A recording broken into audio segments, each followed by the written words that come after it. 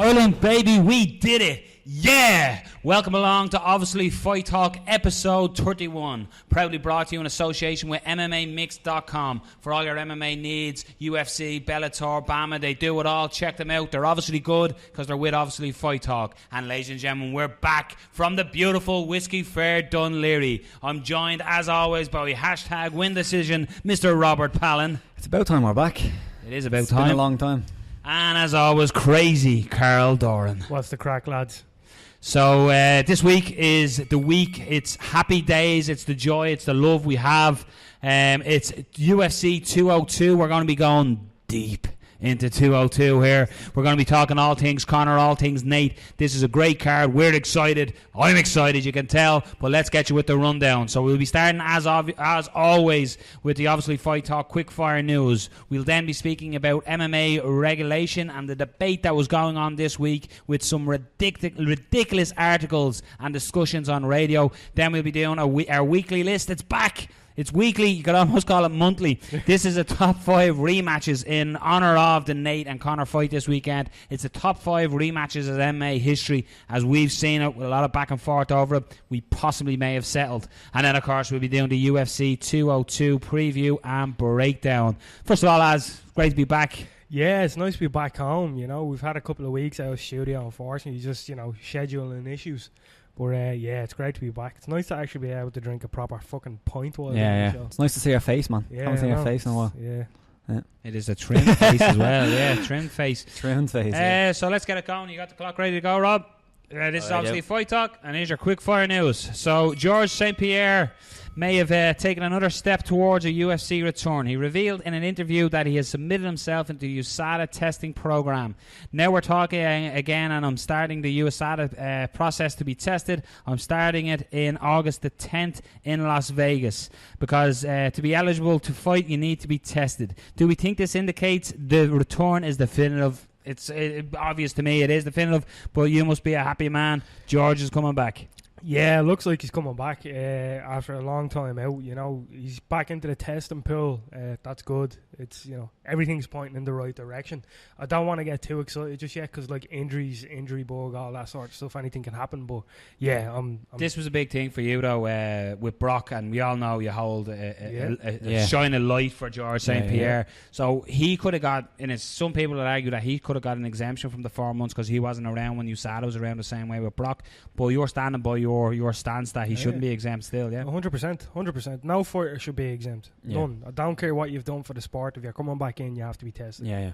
Well, it's a good thing he put himself back in. I don't know if it means he's definitely going to come back. It could be a thing where he's saying, okay, if I don't do this and I do want to come back, then I won't be able to, if you know what I mean. Yeah. So it's just, leaving it open, leaving options open. I hope he does come back. It'd be great to see him. There's some great fights lined up from whatever fight you want. You know what I mean? My funny thing with George is he keeps putting his name in the hat for every fight. Anytime someone wins a belt, he's saying, "Yeah, it's being smart. I'll fight him. I'll do that. It's being smart. So yeah, it does look like it's imminent that George St-Pierre is coming back. And let's be honest, we were only talking about this in work, Rob. We were looking at his record. It's some record. It's ridiculous. Yeah. It's the people he's beaten. He'd be like 3 generations of welterweights. He's beaten the best of the best, and he's made them look silly while doing it. 10 seconds. I just hope he comes back and is the George that we remember, He probably won't be, but I'd love to see him back anyway, Just one more, because with so many doubts over when he was leaving, it'd be nice to come back, and if the doubts are still there, so what? We get to see him one more time. How does he fight? Who's he fight? Woodley, probably.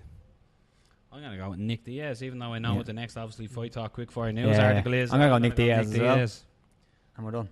So that's your 2 minutes up. So on next, we have, funny, I just gave it away a little bit this week in the rumour mill. It has been reported that there's an interest from the UFC in doing it. The bad man himself is returning, the gangster himself, Chael Sonnen versus Nick Diaz at £185. The word is it would take place at possibly Madison Square Garden if this fight was to happen. Do we like it? What do we think of it? I think it's a good fight back for both fighters. Chael, after being laid off for 2 years, and then Nick being laid off for a year and change. That's a decent fight. We'll see how Chael looks without the any of the cocktail. But The cocktail. It's a nice way of putting it. Yeah, like because we don't know what he was on. Yeah. Like Chael himself said he doesn't even know Yeah. what he took. So, yeah, like it's an interesting fight. I'll definitely like to watch that. And let's be both fighters are going to talk some serious smack. It'd be great, like, you know. As Chael P. Sonnen says, respect never sold a ticket. Yeah, I don't know if I'm that interested in seeing Sonnen come back. His last few fights weren't really that great. It will be entertaining. Like you're going to get into it when he starts talking. But like I think since Conor came in, he's kind of took that kind of trash talking game to a different kind of level in a way. It's different, but it's a different type of thing. So I'm not sure if the novelty of a Chael Sonnen kind of talking smack would be as fresh as it was a couple of years ago. But depends what he says. Depends what he says. Yeah. I just, for me, I think it's a weird fight because I love Chael Sonnen. I always have, always will. Bought his book, love the man. But I just think Nick Diaz is a bad fight for Chael Sonnen. It's the whole, like, Diaz is slick on the ground as well, but it's the whole Anderson Silva conundrum again. He doesn't want to stand on his feet with Nick Diaz. So, it makes sense from the UFC's point of view. It's the two bad boys, if you like, coming into the fight. So, it doesn't have to make sense. If it makes money, it makes sense in that sense, That is true. In terms of a competitive fight, I'm not too sure how competitive it will be. But at this stage, it seems like they're doing a lot of fights for fun. Yeah. And this to me is a fun fight. Don't really know where it leaves anybody in terms of their careers. It's really against a nothing. But again, it could be my argument for the fight as a go would be it is two fighters coming off a long layoff. Yeah. So both of them would be coming in under the same circumstances, a long layoff, rusty. So yeah. As I would always say, interesting. That's 2 minutes, is it? It's got to be 2 minutes, the longest, yeah. So the injury bug has bitten once again. Ben Rothwell has sustained a knee injury and is out of 203. The UFC were looking for a replacement, but they have one now in Travis Brown. So Travis Brown is going to take on Verdum. And what's your thoughts on this one, man?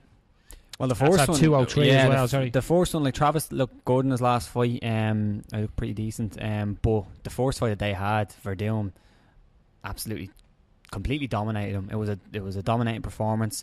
I'd hope if Travis Brown is going to come back and face Verdum that he's going to come in with a different game plan, and it'd be a bit more competitive of a fight. But the first fight Verdum, looked pretty good. We'll see how he gets on. When is the new rules about eye pokes and hands extensions coming in? See, Travis Brown gets murdered for that, doesn't he? But in fairness, he's just been getting battered his last few fights that he hasn't even got to poke people in the eyes. Yeah, that's very true. Like, he's on a bad run there, Travis Brown, you know what I mean? And you got to give it to him, he's fucking joint balls, you know what I mean? Stepping in there with Verdum, it's a great fight for him because it's... He fair enough. It's not incredibly short notice, but he is taking a short notice fight against the former champion. So in some ways you have to give credit where it's due in that case. So fair play to him. But I just think Verdum is going to be a different Verdum. We spoke about this as well with Verdum. Was he always just in the right place at the right time? And I believe you thought that, didn't you, Rob? You thought Verdum? Yeah, in a way. Yeah, in a way.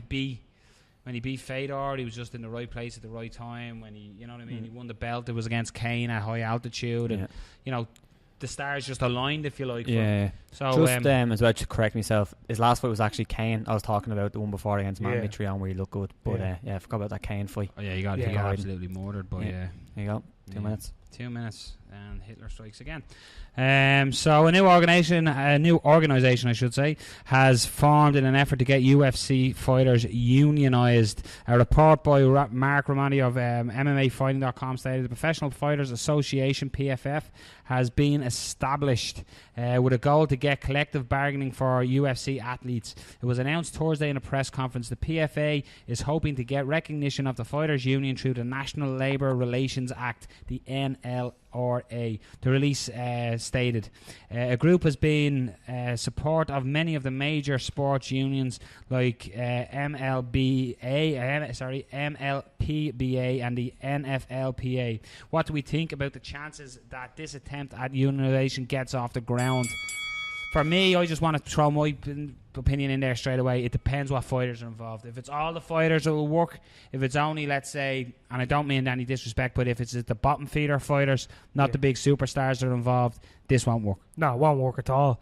It has to be the big guns, like the chaps that are running it. Chaps. Yeah, you'd have to wonder what's their intention. Are they doing it out of genuine concern, or are they doing it to make a quick buck themselves? I imagine it's a bit of both. Like the chap that organised it, he's a sports agent. His name's Jeff Boris. So you have a sports agent, a Labour attorney, Lucas Middlebrook, and an economist, Andrew Zimbalast. Don't know. Zimbalast. Could you say it with conviction?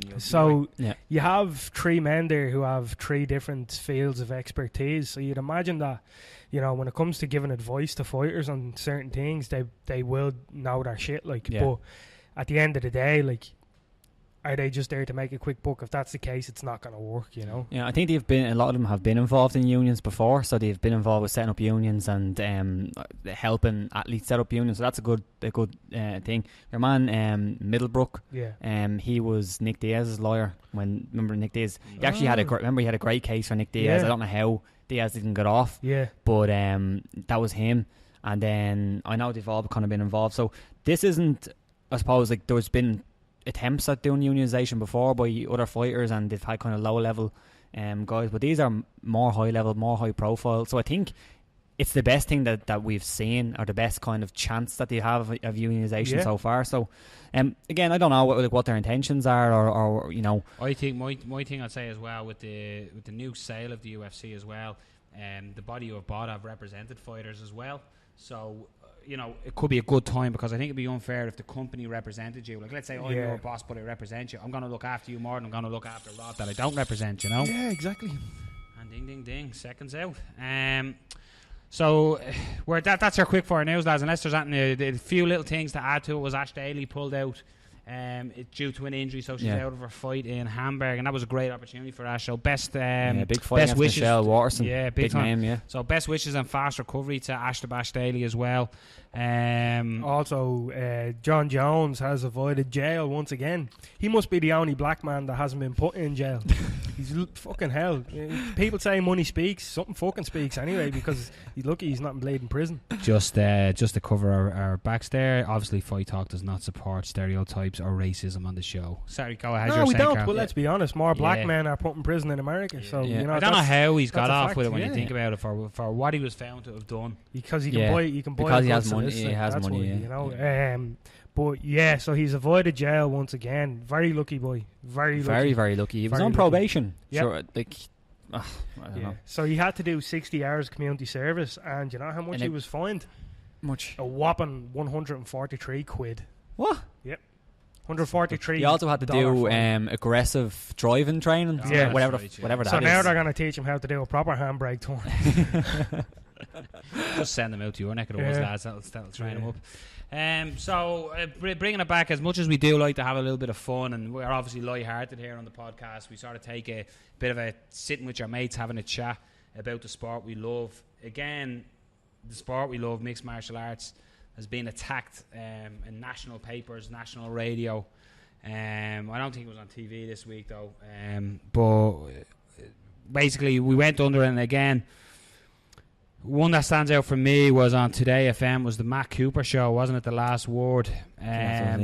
What's his name? Tom McGurk, yeah, was on with Matt Cooper, and Andrew McGantonoff, Severe MMA, was there speaking the MMA corner.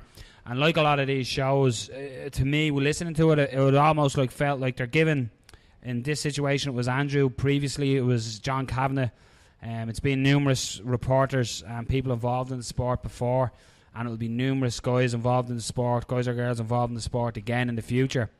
I have to say, Andrew spoke brilliantly on the show. He represented the sport exactly how we needed it, because sometimes when it's on certain radio stations, phone-in shows, moronic idiots who have the best interest at heart but just can't express what they mean without sounding thuggish or idiotic, let's call it a spade. But Andrew went on and spoke very eloquently, spoke in facts, and had this, and you expect that from Andrew, who's been involved in MMA for a long time. At the same time, when John Kavanagh, again the same man, Tom McCurk, were basically calling John Kavanagh to try and brutalise him. Tom McCurk came up with points that there's no rules to MMA, that the idea of it is to paralyze, I think he said, did he? Yeah, something like Paralyze or to kill your yeah. opponent. He was coming out with just the stereotypical points and facts that somebody who doesn't follow the sport, look into the sport, or have ever really watched it in any depth.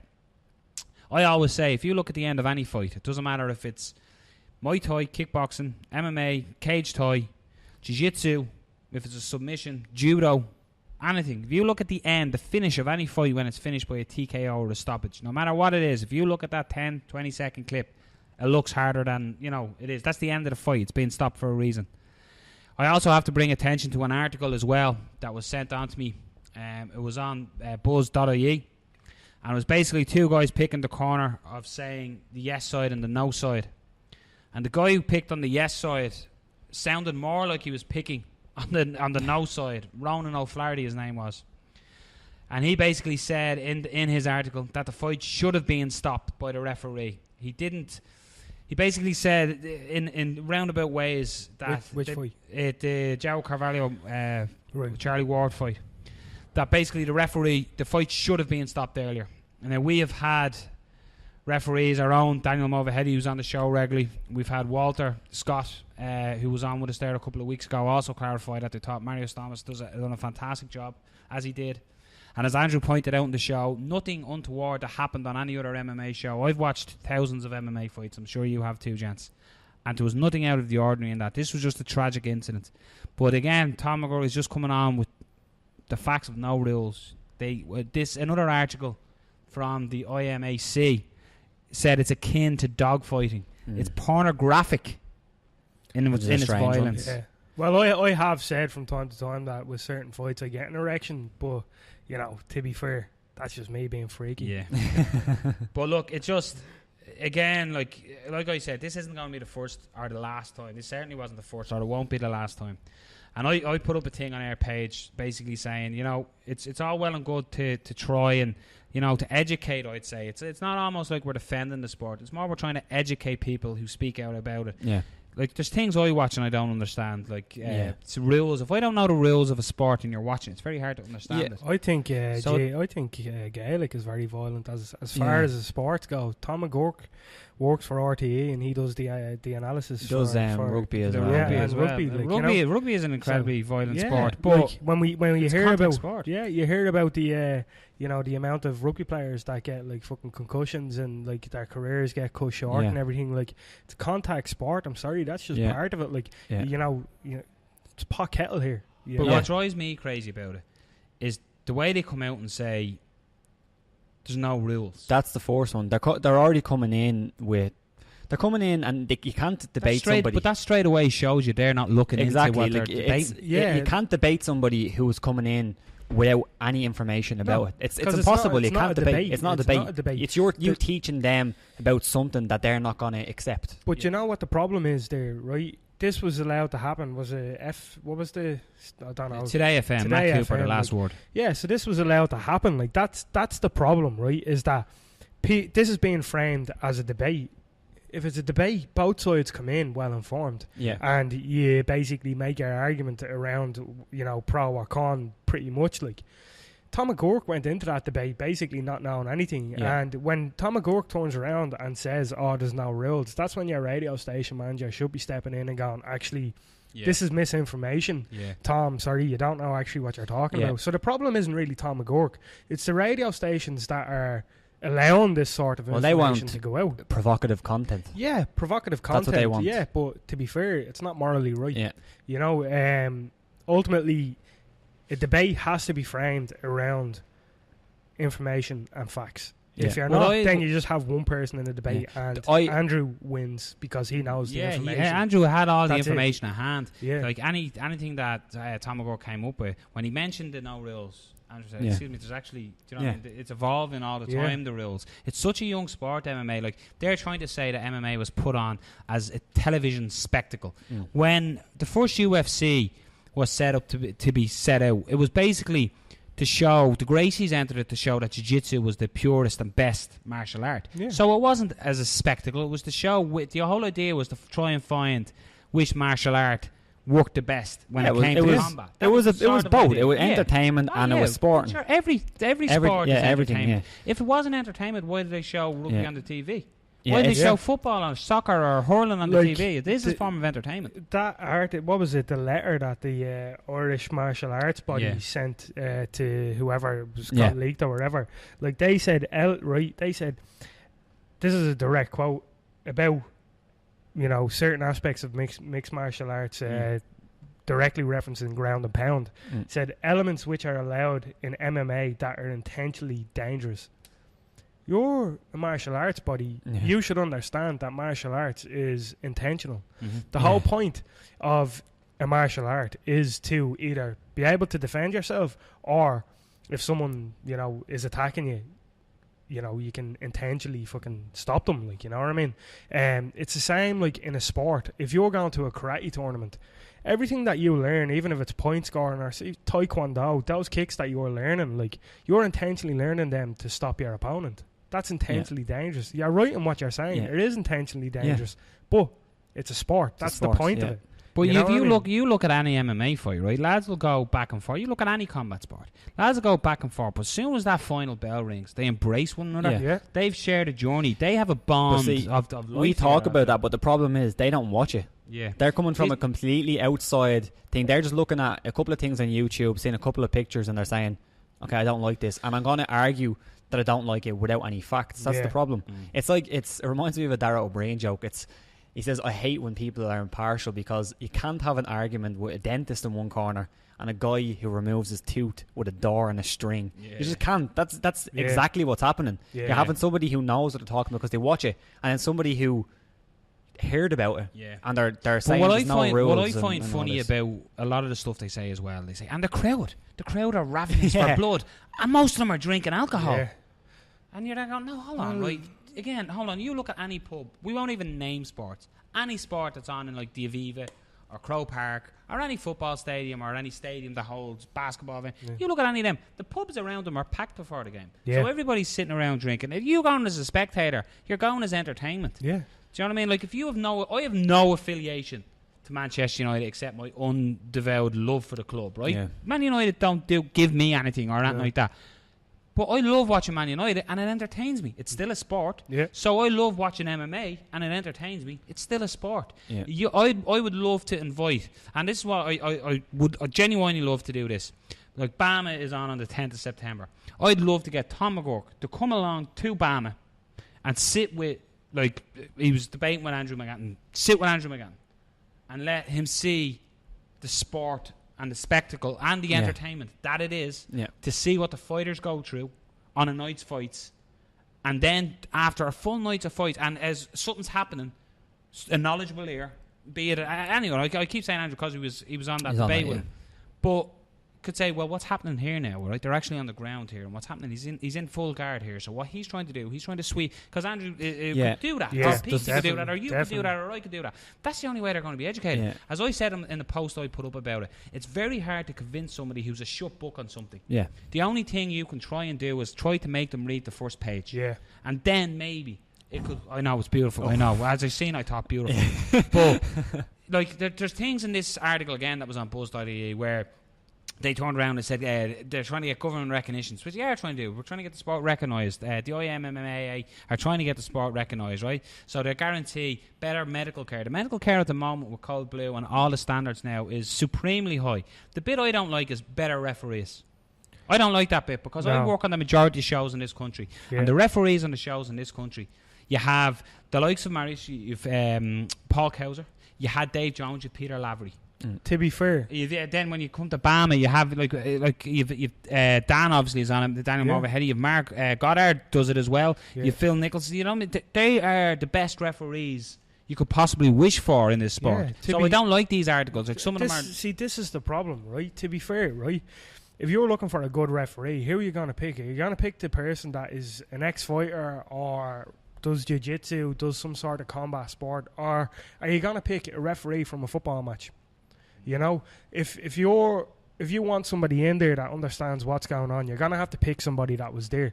So you're saying you want better referees. Okay, fine. Recommend somebody. Yeah. Recommend somebody to me that is better than them lads that you just recommended now. Because I tell you now, you won't find anybody better. Yeah. They're Ireland's and Europe's best referees. I think if you phrase it as continue to find the best referees or continue to train the best, that's fine. Yeah. Because there is some great, as you said now, there's some great referees over here. I have to point out, though, as well, that Mario Stomsa, who was the referee that night of the tragedy, black belt in jiu-jitsu. Yeah. So he knows what he's watching. He's refereed. I'd imagine he's refereed hundreds of fights, if not thousands. What we should have done, we should have got a couple of the points that some of the people made to say why it's not a sport or why it's well, they were it's trying to barbaric. say it's not a sport. McGregor was trying to say it's not a sport because you're trying to go out there and you're trying to hurt somebody. That's the aim of the game, is you're trying to hurt somebody. Like, but hold on. If our boxers came back with gold medals, we'd parade them. Exactly. Never mind boxing. The specific positions in rugby where they're designed to hurt other players. They're there to be defensive players. That's their job. It's to stop other players either hurting your player that's carrying the ball or them getting into. Yeah, I think some of these people don't understand what a sport is or what each sport has a goal. The goal in MMA is to beat your opponent physically. That's the goal. Yeah. It's not to hurt them. If you hurt them, that's a byproduct. Yeah. It's a combat sport. That can happen. In boxing, same thing. Beat your opponent physically with your fists. Yeah. In MMA, beat your opponent physically with your legs, your fists, your elbows, but do you know what whatever. destroys me about this as well, Rob? Sorry, I'm sort of cutting across. It popped into my head. It's passion. Conor McGregor's fighting on Saturday night, right? Yeah.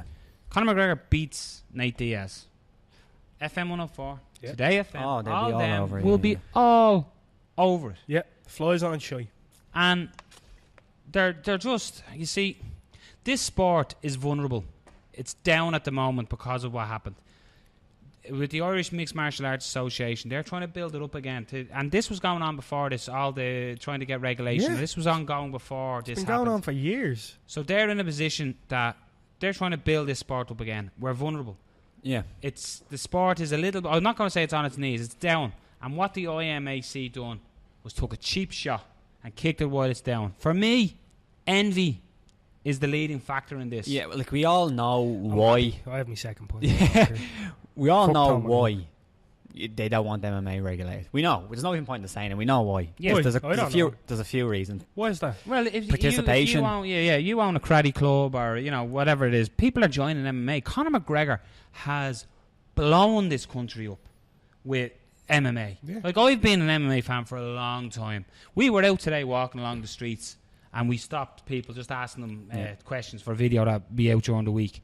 And there was old ladies who were talking to us about Conor McGregor. Yeah. 5 years ago, if you would stop somebody on the street, they wouldn't have a clue of it. No, 2 years ago. And it's also a good point to say these are consenting adults who are fighting. Also, to be fair, they're not being forced. To be fair, that makes it with the Martial Arts Association, whatever they're called.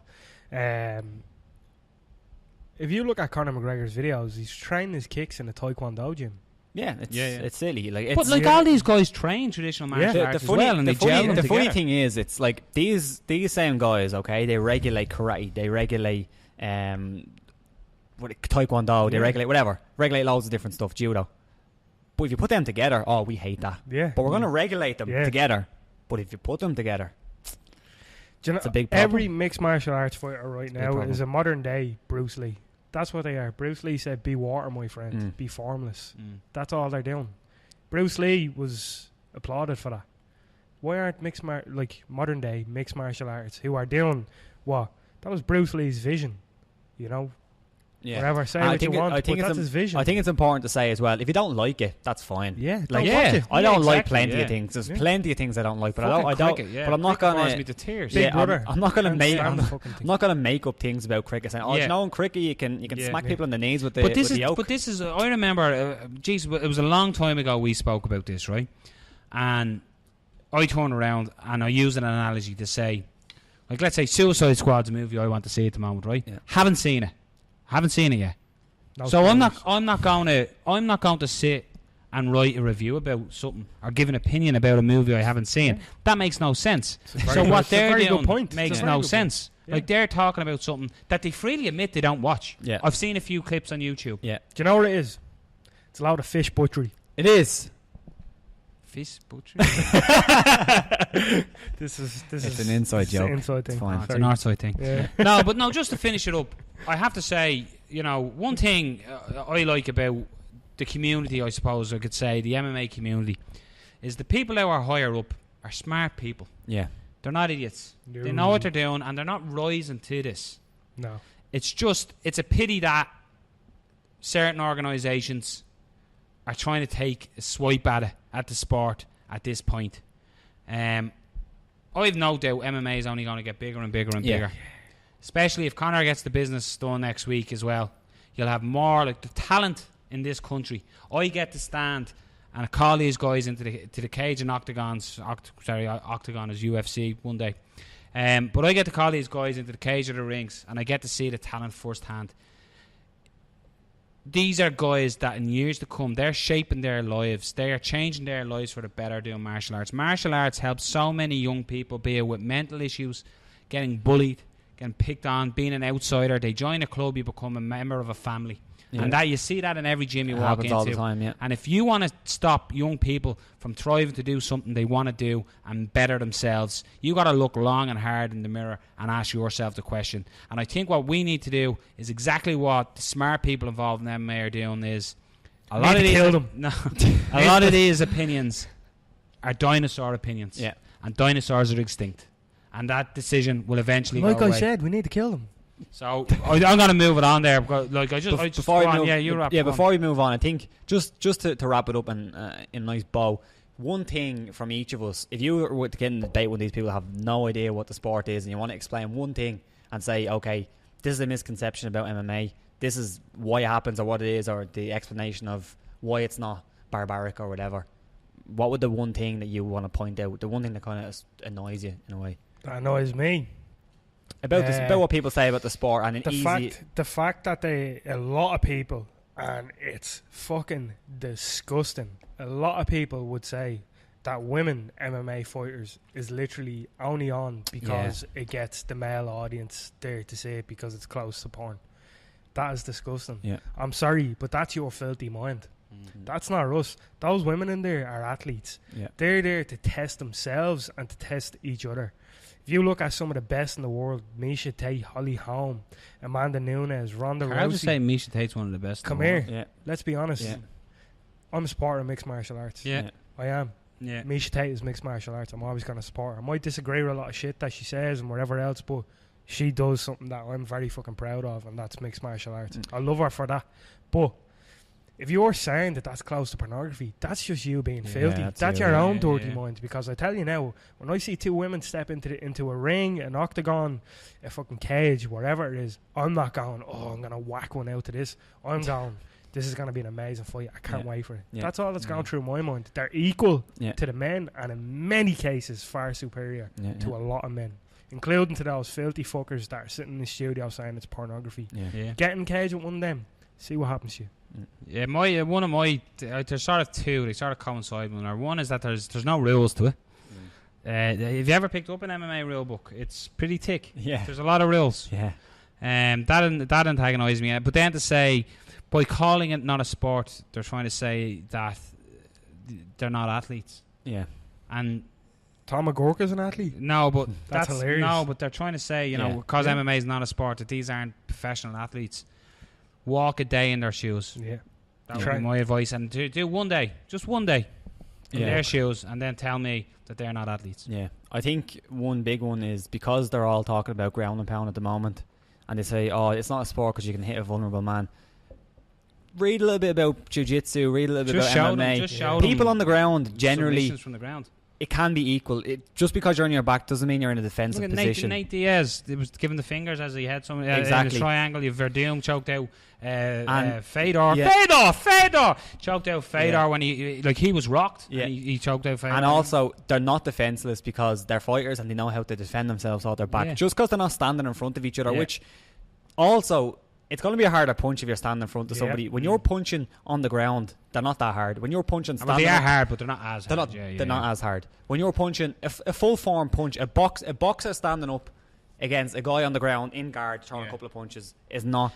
It's not as I know what you're saying is perfect. It's, you see, that's the old mindset again that he's on the ground, he's vulnerable. He's not all the come time. Here. You look at fighters that pull guard, they're not vulnerable. No. Some fighters Don't want to be fall down there for that shit. They're not a turtle rolled over on their back. Do you know what I mean? They're a fucking python ready to strike. Yeah.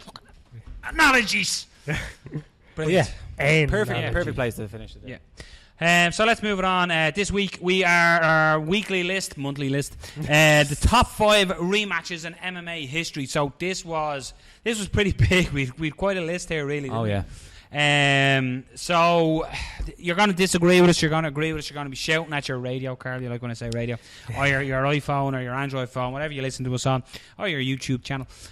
So this is basically, the idea of this was Conor and Nate rematching this weekend. So we said we were casting our mind back to great rematches over the years. So we narrowed it down to 5. There was a lot of outsiders. And we'll give a little bit of criteria of why we picked these. Exactly, yeah. So the first criteria, there's 3 of them. Yeah. The first one is the hype going into the fight, like how anticipated was this fight? Did people want to see it? The build up. Second one, how was the fight? Did it live up to expectation? Was it a good fight? From there. And then after, what did it leave? Did it leave a bit of a legacy? Are people still talking about it? Where did the fighters go? That kind of stuff. So did both fighters ascend essentially? Or even if they descended or whatever. Yeah. But what kind of mark did it leave on the sport? Right, to give you an example, we'll give one example first. Yeah. This didn't make it for us. This was if we could pick a position 6, we'd pick a position 6.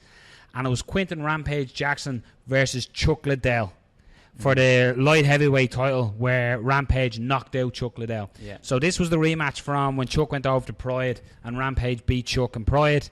So at the time, Chuck Liddell was the man. Chuck Liddell was the UFC boy. He was everything. He was the shining light of the UFC. Rampage came in, load of hype, load of build up because he'd done it before. Went to the fight, knocked Chuck out in the first round. He then went on he won his next fight against Henderson, and then he got beaten by Forrest Griffin. So that's the idea, is in the build up, the whole rematch of Pride, the fight. It was a barn burner. Create a star in Rampage. Chuck descended shortly after. And then Rampage started saying. So that was the idea. So the build-up was there. The fight, although it ended in the first round, it was still a good spectacle. And then after Rampage became a star, Chuck went down. So that's the general consensus on how it's built, okay? Yeah. So we'll go from 5 upwards. So like top of the parts, down. And at number 5, we have Anderson Silva versus Chael Sonnen. Now this one, we went back and forth with this. It might be good to point out that Carl wasn't actually involved in this one Carl, this time. So Carl can give his opinion on this. This is completely new. It was actually me and Rob this time. This time. So you can give your opinion on it. It's a good list. So Anderson Silva, Chael Sonnen. The reason, the first fight, how it ended, that it looked like Chael was going to win the fight. And Anderson pulled it out. Pulled it out of the bag. Literally threw off his back, as we were talking about. Off his back, Tom McGregor. So Anderson got the win. So there was a big hype, the big talk. It was real. Chael's made the blueprint of how to beat Anderson. The big build up. And the fight sort of went, because Chael done a spinny back fisty, fell to the cage. Anderson stepped in with a knee that I screamed at me, tell you, illegal shot. But he hit him in the chest and finished Chael off then with a ground and pound. And Anderson basically, I think Anderson, he won his next fight and then he fought Weidman. So that's the idea. Was the build up was amazing. It was the fight. If you're marking out a 5 out of 10, or 5 out of 5, you'd give it maybe a 2.5. It didn't live up to the hype. I definitely agree with the build up, because I remember watching the first fight, and I was sitting in the house with a good friend of mine, Ian, and another friend, Naomi. And the whole time I'm screaming at the telly because I want the Chael to win that fight. I'm a Chael P. Sonnen fan, you know. I was screaming at the telly. I was like, just keep going, Chael. Don't stop. Just keep going. I'm almost there. I'm going to come. Keep going. But nearly got there. You're not helping this pornographic fucking... couldn't give a fuck. Tom McGregor. I bleeding ride him silly. Chael, so close. So fucking close. And then the next fight, the build up, Chael with the fake belt, everything. Yeah. And I remember I was one of those people. Nogueira's petting buses and everything. Feeding carrots to buses and everything. Yeah. And I was one of them people. I was telling everybody, you need to watch this fight. If you've seen go back and watch the first one. Just watch it. Like, it's gonna be so competitive. Yeah, it's gonna be so good. And then it was just like, it was a letdown. flaccid penis. So this is why it dropped. Yeah, that's why I dropped 2 in points. that regard. Fair enough. I agree with that. Yeah. I agree Number 4, Frankie Edgar versus Gray Maynard. Number 2. That's 2. Number 2. So we were kind of a little bit the draw. torn. Yeah, we're a little bit torn about going for number 3 or number 2. No, we have to say though, when we were doing this list, typical Frankie. Yeah. Frankie started at number 1 on this list, and just being the typical Frankie Edgar, just kept getting bumped. And at one stage, I said to Rob, he's not going to make the top 5. Is he? Frankie just kept getting copied and pasted down positions. So leading into this fight, Frankie Edgar and Gray Maynard. Frankie Edgar getting bumped more than leading John Jones, if you know what I mean. 10 out of 10. The The first fight wasn't that competitive. Gray Maynard won it fairly easy. And then Frank Edgar went on in the tier and got a title shot, BJ Penn twice. The legend. And eventually led to the rematch with Gray Maynard, who went on a tear himself.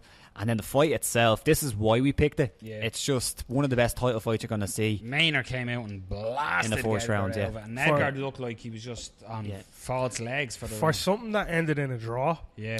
This is the most exciting fight you'll ever see. Exactly. In your entire life. But again, I'm shocked that's number 4. Yeah. Well, if you look, you'll see reasons. Yeah. Because of reasons. But what I loved about this fight was the build up to it. It wasn't that big, so this is why it was down. The build up wasn't that that's big. why you brought it the down, fight was fucking amazing. Yeah. And then the after led to part 3. It led to Frankie going on the tear. Getting a knockout. Gray big Maynard knockout. went downhill. Unfortunately for poor But this is why this landed there. The build up wasn't great, so the build up probably would be 2 out of 5. Yeah, it wasn't the fight was 5 out of fucking 5. Yeah. So afterwards, I think you'd have to give it a 4.5. Yeah. Like that third fight. We were gonna pick the third fight because we were thinking, the lead up to that. Then people were so excited for the third. But I think the second fight was so good. It's just the second fight was unbelievable. Yeah. It was one of them you kept getting off your seat. You're like, oh my god! It was incredible. It is. It's the most exciting draw you'll ever see in your life. That's how you sum that fight up. Yeah. No, it was unbelievable. I can't believe that's number 4. Yeah, number 4. So then, in number 3, we have Matt Hughes versus George St. Pierre. Thus, the second fight. The reason we went with this one because the first fight Matt Hughes won via armbar. Yeah. So the second fight was coming in. They always say to become a legend, you have to beat a legend. Randy Orton. And George St. Pierre, head kick, finished it with punches, TKO. The build-up at the time was huge. Yeah. Huge. The fight was spectacular. Yeah. And then look what happened after. George St. Pierre. That's what happened. It made him. George, he was a huge prospect, but this was the one that the scalp that he took. This was the fight that put Rush in the name. Yeah. This was the fight. This was the one. He beat and then they obviously went on to have a third fight, and George got the armbar victory back. He won by armbar. Yeah. But it's hard to kind of say how big the build up for this was because George. You have to look at Matt Hughes. Matt Hughes was so dominant. And then George come up and he was beating everybody and he was looking great. Yeah. And then he went in and Matt beat him. He armbarred him. People were like, oh my god, George St. Pierre. That's the guy who we thought was going to be the champ. Yeah. And then into the rematch, they're like, oh, can he do it? Can he do it? And he done it. Yeah. And if you look at what Conor has become now with all the Irish fans kind of following everywhere, that's what GSP was. He had the Canadian hero. He had, and that's the thing. If you imagine that fucking Conor had gone into that fight with Aldo, all the hype behind Conor, it's kind of different because Conor didn't fight the caliber of opponent that GSP did at that time. Just because it was thinner divisions, very different sport back then. But if you hung them, if Conor had gone into that fight with Aldo and lost, and then come back and beat Aldo, you would have been going, Jesus Christ! It's the same. That's why I'm thing. so It's excited the about same. this week's fight. It's amazing, absolutely we'll get amazing. into that later. Yeah. So how are you feeling so far? Anderson Shale 5, Frankie Gray 4, and Matt George St. Pierre 3. You agreeing with the positioning so far? I probably would have bumped Frankie and Gray up a bit more. No, we see our point for this was the build up at the time was huge. The fight itself was an amazing finish for George St. Pierre, and then George St. Pierre, the aftermath, went on to become the absolute fucking legend. When you frame it like that, But you think anyway, They should be on the list, each one. Oh, 100%. Yeah. Okay, we'll go to number 2, and this was the big one at the time. Randy Couture rematching with Chuck Liddell. And this was coming off Tough 1. Yeah. So this is when the boom happened in MMA. Yeah. This is when... And you remember, right, when Randy and Chuck fought first, everyone thought this was just a walk in the park for Chuck. Randy was over the hill, too old. He's not going to do it. Chuck is the young lion. He's going to take it. And Randy won. Yeah, he got TKO. He beat him. I'll never forget the look in Chuck's eyes as he was looking up. And then they went into Tough, that huge season of Tough, which basically made the UFC at the time. Like it's a whole thing. Read up about it. But the fight itself wasn't that competitive. Chuck kind of showed at that point, maybe the fourth fight, it wasn't a fluke. Randy done amazing. But Chuck showed he was the better fighter. They went on and they fought again. And it was just a bad matchup for Randy. Again, the aftermath then is Chuck Liddell. Chuck Liddell just becoming the man. He became the Iceman. So. I'm shocked this is number 2. Really? You could argue without that season of Tough, the UFC isn't what it is today. Those 2 fighters were the coaches on that season. Yeah. I'm shocked that's number 2. Think it should be higher? I think that should be number 1. Well, here we go. Close, when you see how historic that tough season I know what you were saying, but you were taking the whole atmosphere into. We're talking about the actual fight, just that fight, not Tough. Well, that's part of it. Just the lead up. They didn't fight that night. They didn't fight the Bonner night. But the criteria of how big that fight was when it came around, because if you look at that season of Tough and how many fans that brought in, that Stephen Bonner Forrest Griffin fight, how many new people that brought to the sport. Can you imagine though if like Twitter was around and shit then? Oh yeah, literally people are going, oh my god, turn on fucking Spike. That's one of those things I'd love to go back in time and introduce Twitter. If I could turn back time. Love it. Here we go. Love it.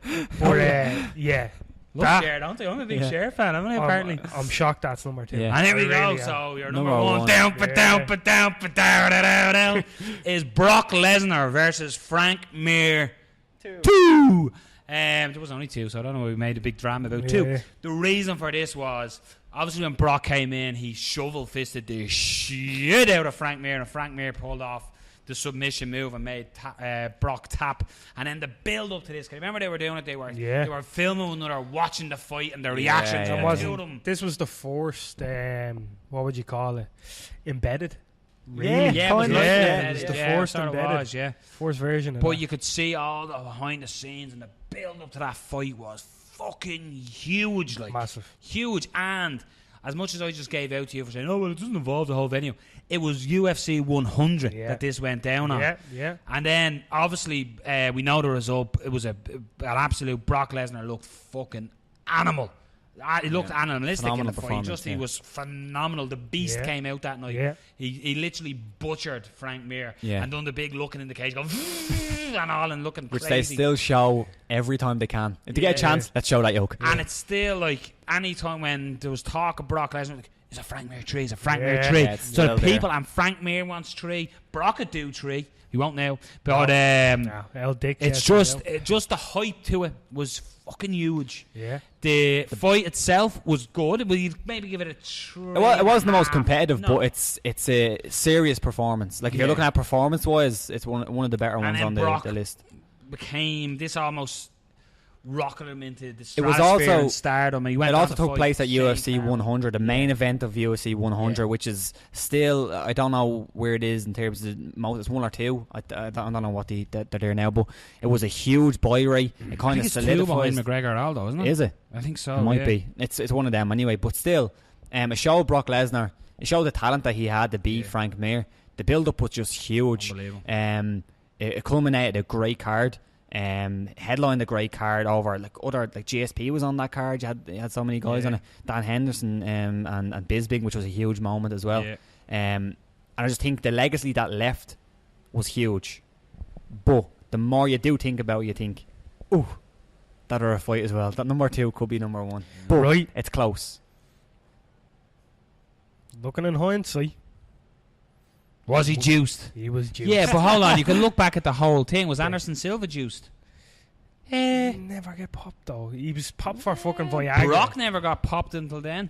Well, but you got technique- popped. Yeah, well, you see, that's what happens when you. popped. That's what happens when you get tested. Hindsight. Yeah. Now, Hindsight. so that's the list, right? So we've had number 5, Anderson Silva versus Chael Sonnen. Number 4, Frankie Edgar versus Gray Maynard. Number 3, Matt Hughes versus George St. Pierre. Number 2, Randy Couture versus Chuck Liddell. And number 1, Brock Lesnar versus Frank Mir. Do you agree? Do you disagree? Here's honourable mentions. Carl, pick some out of the honourable mentions there, and which ones do you think could have been on the list? Which one would you remove? If you had to remove... If you had to. Oh, Even if you know, if even if you don't want to. your head and went, remove one and Yeah. put another one in, who would you go?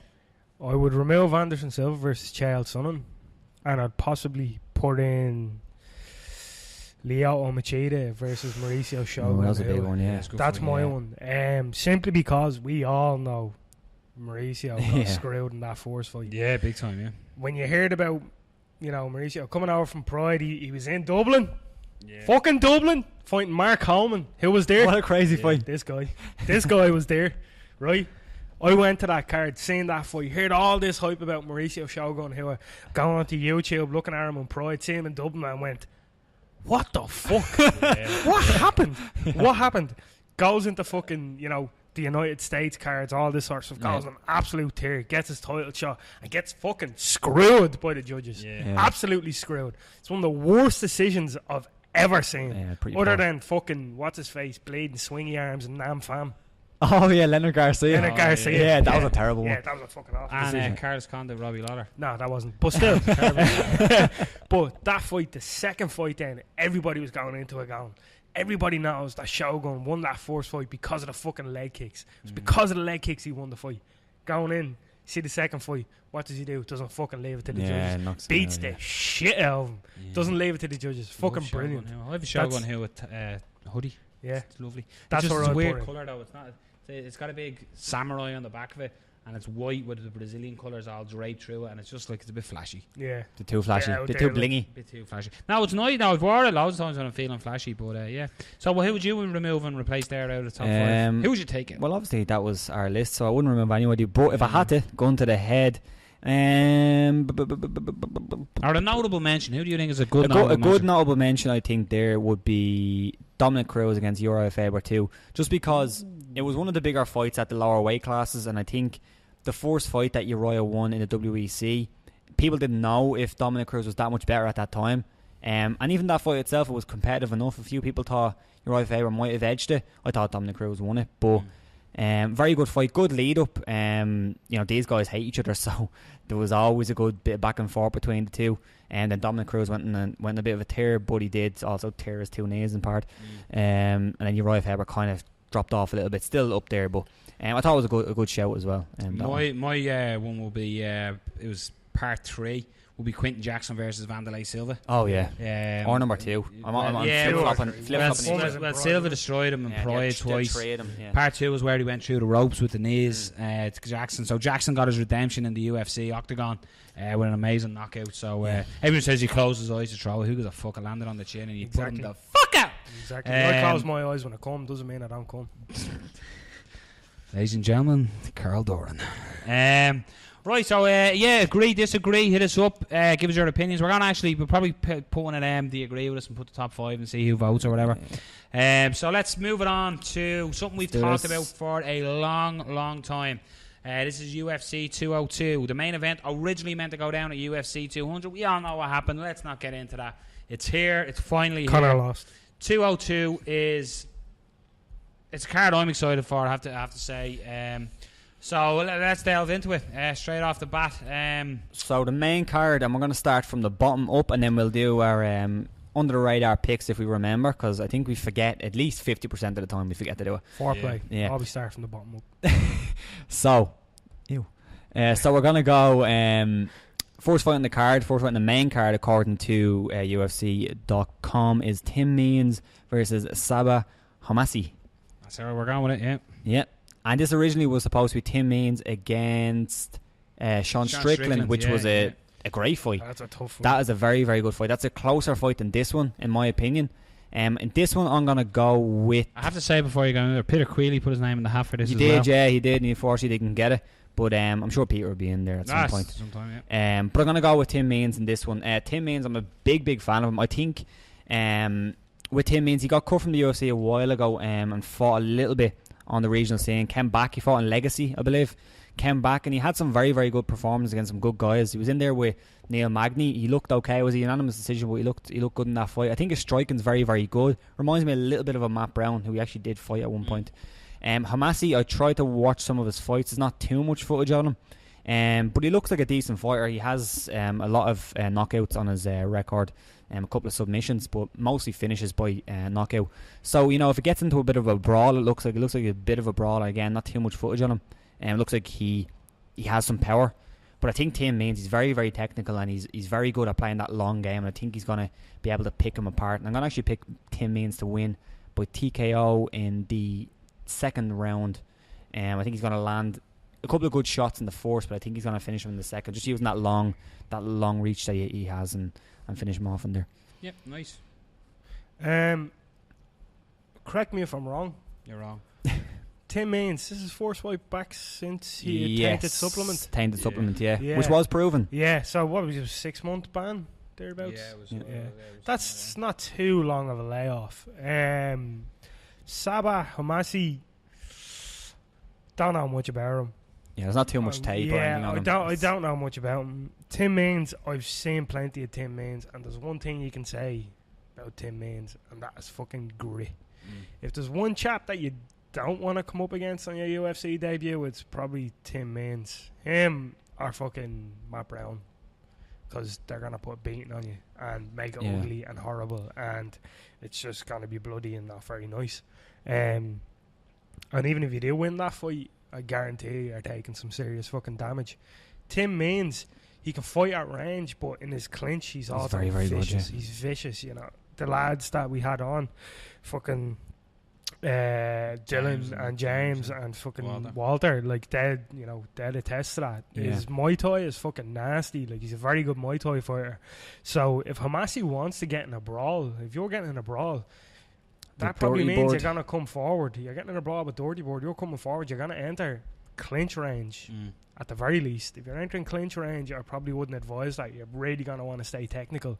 Hamasi, as I said, I don't know much about him, but if he stays technical enough and he shoots and, you know, basically explodes Tyron Woodley style, then there's a possibility of winning the fight. But I don't know if he is that sort of fighter. As I've said, I haven't seen much about him, but you always want to give somebody an out. Yeah. Tim Means, again, he can be very technical when he wants to be, but if he gets into a brawl, he's going to make it ugly. Yeah. I think Tim might just have too much experience in this case. He's been in the UFC for how long now? You know what I mean? He's been there, done that, and got the fucking t-shirt. Yeah. You know, octagon jitters and all that jazz. And I think Means has a point to prove as well, coming back after the tainted supplement and all that other stuff. I'm gonna go with Tim Means. Don't know if it'll be a knockout. I don't know what Hamasi's chin's like, so I'm gonna pick a Robert special, and I'm gonna go with a decision. I will say before you go, Noel, as well, most of the footage that I've seen of him, because I remember he fought in, I think it was Bellator or Strikeforce, probably both. It was quite a long time ago, and he's been fighting with Titan now. So he's 7-0, is he? No, he's not. He's 11 and something. He's 11 and. Next guy, Mike Perry. That's what you were looking at there. Oh yeah. But it was quite a long time ago when I seen him. The footage I've seen him. So you know, he could have developed a different type of game, but you'd never know. But I'm gonna go with Tim Means in this one. Started for what Carl was saying in the clinch, and he's strategy is dirty. Do you know what I mean? And his name is the Dirty Board. Yeah, so he's gritty and he's tough, and he's gonna drag you into that. Now the only thing I'd say in regards to, like, again, I don't know too much about Hamasi, but he's fought as recent as the 5th of August. He won via knockout in the second round, and that was on Titan. And his fight before that was June, so he's fairly active. His fight before that was in April, so he's 3 fights already in the calendar year, so he's quite active. So that could be on his side. But again, the old octagon jitters and all that comes in, and I deal with Testa. It's a tough fight to be coming into, so I am going to go Tim Means. And again, I'm going to Rob Palin, and I'm going to go with #win decision as well on it, and it'll be a unanimous decision, and it'll be a tough night in there for Sabah Hamasi. So that's my shout. Yeah. Up next, Hyung-Gu Lim against Mike Perry, and one of you lads can go first.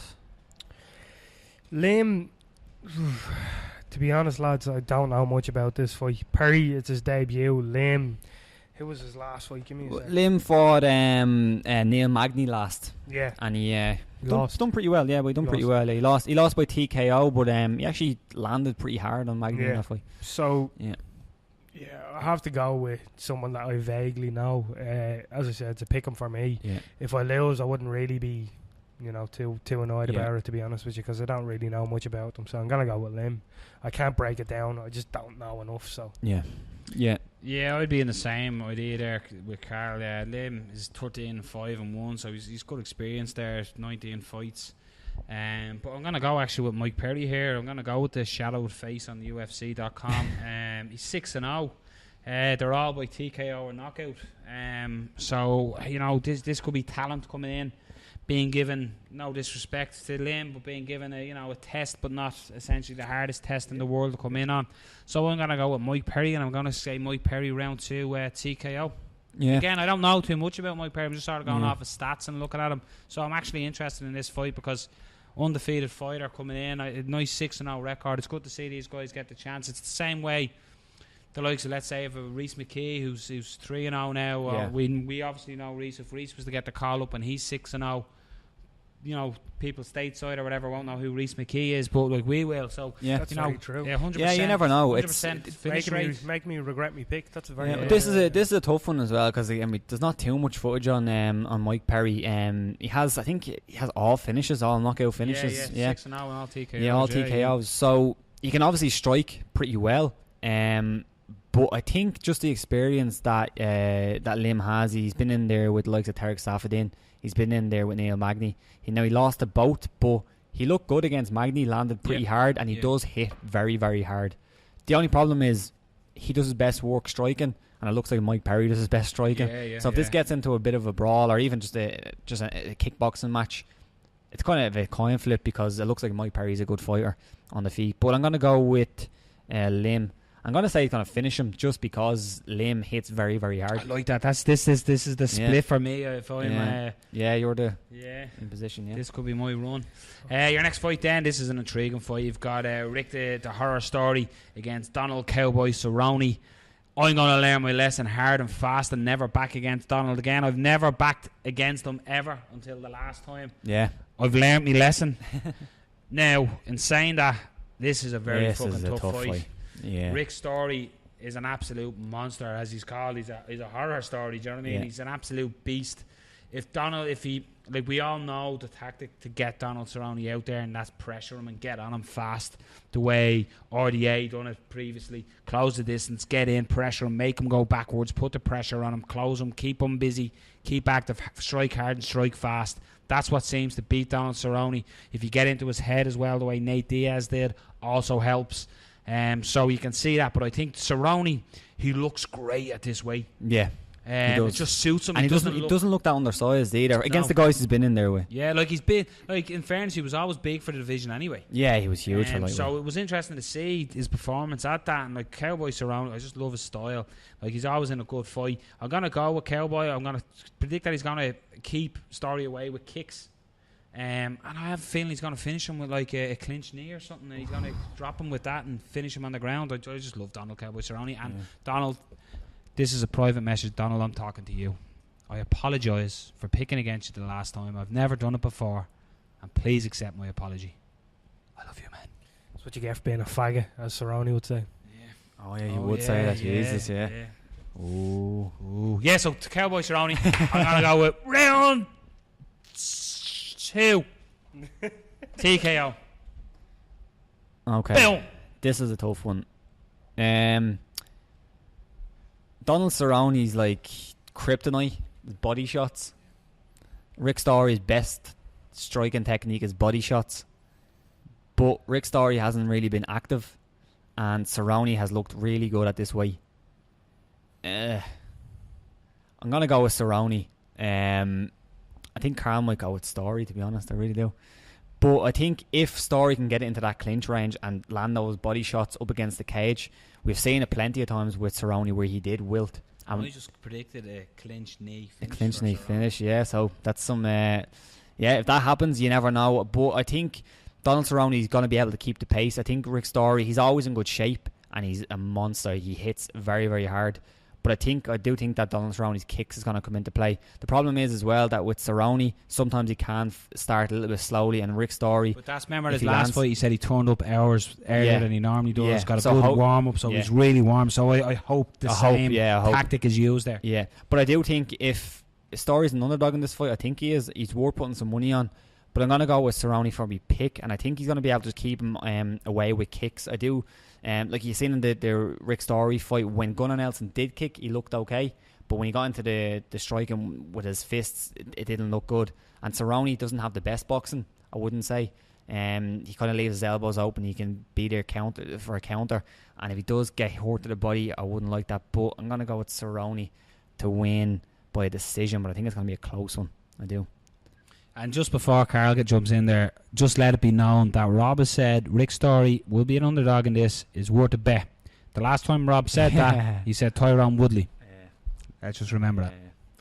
That's actually a good call. You're a big fan of Story, aren't you? Rick Story is one of my favourite fighters ever. Donald Kaibo Cerrone is one of my favourite fighters. Yeah, like my fighter's better than your fighter. No, like this is two of my favourite. Like my favourite fighters: Rick Story, Donald Cerrone, Damian Maia, and Rory McDonald. They're my favourite fighters. Funny enough, they're all welterweights. No Conor McGregor in there, no. I like Conor, but purely out of pure patriotism and nationalism. Yeah, I'm torn. I'm torn. Do I know? 'Cause I'm all out of love. This is how I feel. Tired and I am pain. Lying naked on the floor. Whatever. Like, so this, for me, right, Story's a pressure fighter. Historically, Cerrone hasn't dealt well with pressure fighters. Yeah. Up against the cage, that's where Story does a lot of his work. He uses the body shots viciously. Some of the most vicious body shots. One of the best. In MMA and the UFC. Some of the most vicious that come from fists, not from kicks. That's a big difference. Yeah. Cerrone, he's a Muay Thai fighter, but he doesn't really fight from the clinch. He's more of a distance striker.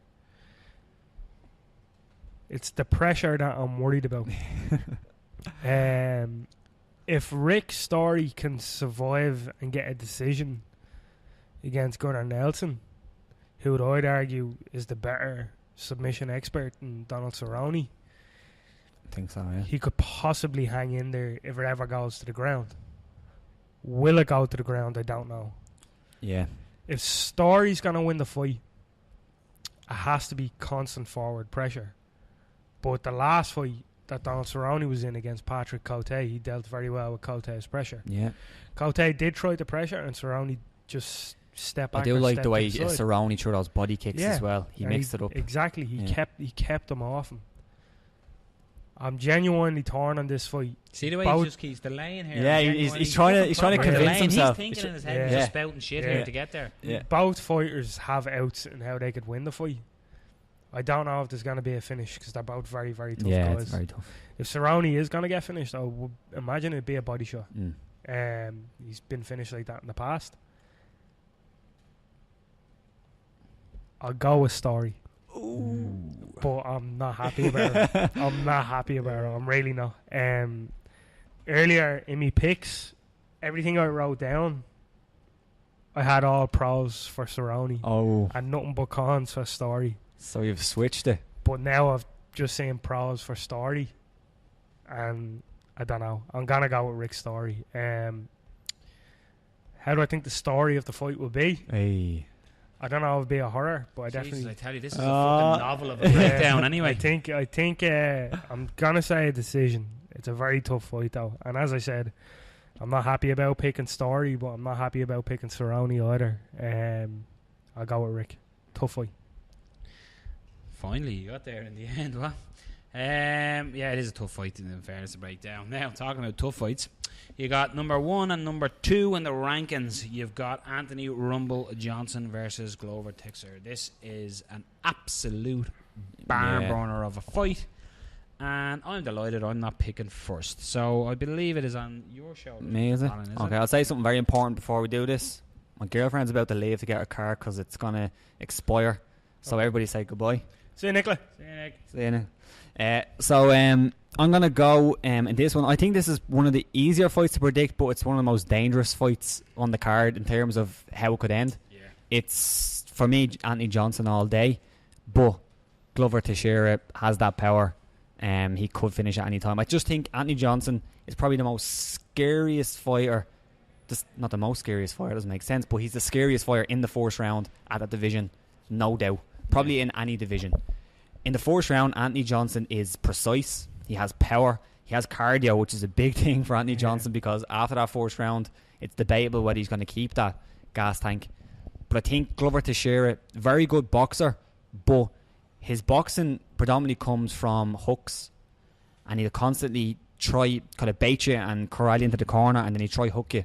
With Anthony Johnson, he'll throw different things. He'll throw head kicks, he'll throw straight strikes down the middle, he'll throw hooks, and I think he would have the power advantage in this one, and I think he'd also have the speed advantage. There was a while there where I thought Glover was kind of falling off, and he got a couple of wins and he's back up there, but I think every fight you watch, Glover Teixeira gets hit. He got hit against Maldonado and he nearly got finished by Maldonado. He was not even close to being... looked tired too. He looked tired too. He's not even close either to being, in my opinion, the diverse striker that Anthony Johnson is. Since Anthony Johnson has made that move and he started training that Dutch-style kickboxing, he's just been vicious. And I think he's clearly number 3 in that division. I think head and shoulders. I think there's a pretty big gap between Anthony Johnson, John Jones, who, you know, it's debatable whether he's even in that division anymore, and Cormier. I think Anthony Johnson is clearly number 3. I think in the first round, Anthony Johnson could probably beat a Cormier. He could probably beat a Jones on his day. Just unfortunately, those two fighters are really, really good. They can stay in there, and then once it gets past 2 or 3, it's a problem. But I think in the first round, I think Anthony Johnson's going to land something big, and I think he's going to finish him early. I really do. I think he's going to drop him and finish him in the first. Although, I will say before he's gone, Glover Teixeira looked really good in his last couple of fights. Beat Ryan Bader early. So again, he has the power to do it. Has very good boxing. I just think he leaves himself open to be caught quite a lot. Okay. Do you want me to go?